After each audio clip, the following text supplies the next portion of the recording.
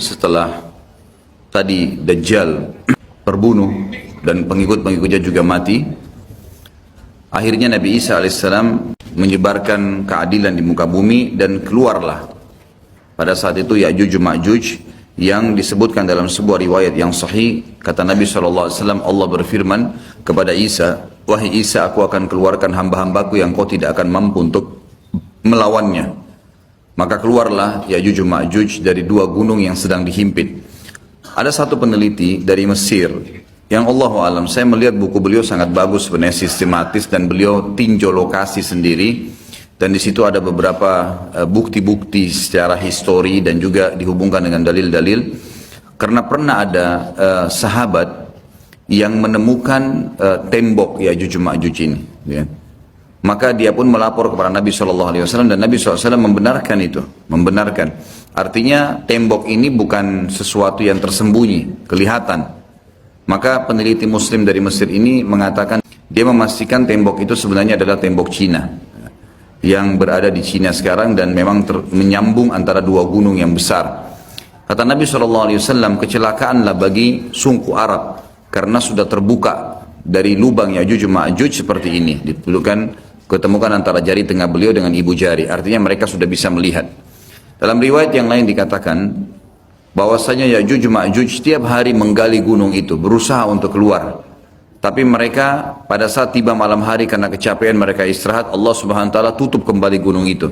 Sehingga besok mereka memulai lagi dari awal. Sampai nanti di saat waktunya mereka dikeluarkan oleh Allah Subhanahu wa taala. Sampai saatnya nanti mereka dikeluarkan oleh Allah Subhanahu wa taala. Jadi memang cerita tentang mereka ini akan keluar disampaikan dalam banyak riwayat. Kemudian setelah itu mereka akan keluar dengan hikmah Allah Subhanahu wa taala, dan Isa alaihissalam menyelamatkan dirinya bersama orang-orang beriman di atas gunung. Dan ada beberapa riwayat menyebutkan di Gunung Tur, ya. Gunung Tur ini ada di Palestina kalau tidak salah, dan ada surah At-Tur menjelaskan masalah itu. Ya, yang jelas Isa alaihissalam di atas gunung dan akhirnya Ya'juj Ma'juj mulai membuat kerusakan di muka bumi. Allah Subhanahu wa taala menceritakan tentang mereka panjang lebar dalam banyak ayat Al-Quran. Yang jelas diceritakan dalam Al-Quran tentang cerita mereka Ya'juj Ma'juj ini, dan mereka akan keluar tepatnya di surah Al-Anbiya ayat 96 sampai 97. Hingga apabila dibukakan tembok Ya'juj Ma'juj dan mereka turun dengan cepat dari seluruh tempat yang tinggi, dan telah dekatlah kedatangan janji yang benar, maksudnya hari kebangkitan, maka tiba-tiba terbelalaklah mata orang-orang kafir. Mereka berkata, "Aduhai, celakalah kami, sungguhnya kami dalam kelalaian tentang ini, bahkan kami orang-orang yang zalim." Kata para ulama tafsir, maksudnya adalah orang-orang kafir pun bingung. Dari mana nih manusia-manusia? Kenapa kok membunuh semuanya? Walaupun mengatakan kami mau jadi pengikut kalian, tetap dibunuh, tidak diterima. Dan Nabi SAW menyebutkan ciri-ciri mereka. Mereka memiliki rambut yang keriting, yang mata mereka, bola kelopak mata mereka besar dan mata mereka kecil, gitu. Kemudian mereka memiliki kulit yang mendekati kekuning-kuningan, ya, kekuning-kuningan. Ini riwayat yang menjelaskan tentang postur tubuh, dan mereka tidak terlalu tinggi dan tidak terlalu pendek seperti manusia biasa, cuma mereka sangat beringas. Dan mereka pada saat menemui siapapun mereka membunuhnya, termasuk dalam riwayat dikatakan mereka akan memakan ular, kalajengking, semuanya akan dimakan, gitu. Dan mereka membunuh semua yang ditemui, termasuk pada saat mereka sudah membunuh orang-orang yang ditemui, hewan-hewan, semuanya dibunuh, diberantas di muka bumi ini. Maka mereka pun akhirnya mengangkat anak-anak panah mereka mengarah ke langit. Lalu dengan fitnah, Allah SWT berikan fitnah, jatuhlah anak-anak panah tersebut dengan berlumuran darah. Maka mereka mengatakan dalam riwayat Bukhari, qatalna man fil ardi wa qatalna man fis sama. Kami telah membunuh semua yang di bumi dan telah membunuh semua yang di langit.